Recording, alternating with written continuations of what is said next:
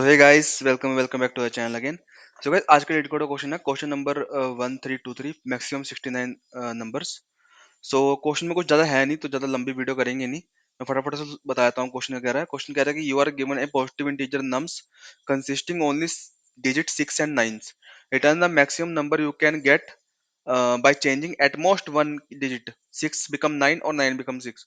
मतलब आपको एक 6 और 9 का डिजिट का नंबर दिया होगा, उसमें सिर्फ 6 और 9 का नंबर होगा, कंसिस्ट करता होगा 6 या 9।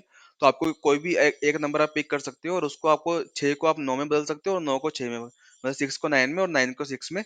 और इस तरीके से आपको मैक्सिमम नंबर क्या बना सकते हो आप उससे, वो पता करना है।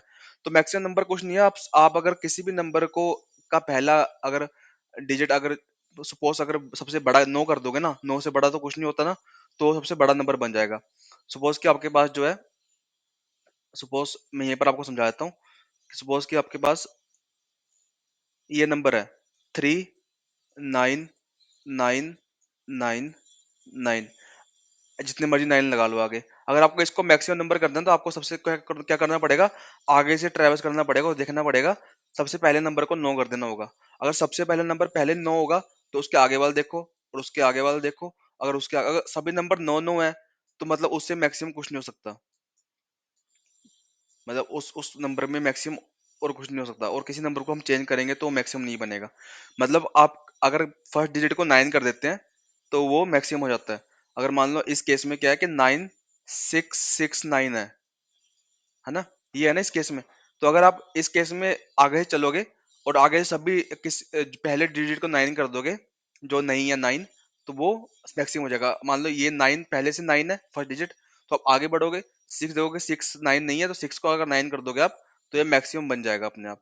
तो ये मैक्सिमम हो जाएगा। देखो इस तरीके से नेक्स्ट वाला भी ऐसी है। इसमें भी 999 6 है। तो उन्होंने क्या करा कि आगे से ट्रेवल्स किया, 999 6 है, तो आगे से ट्रेवल्स किया। 9 पहले से है, कुछ नहीं करना, आगे बढ़ो। 9 पहले से कुछ नहीं करना, आगे बढ़ो। 9 पहले से आगे आगे बढ़ो।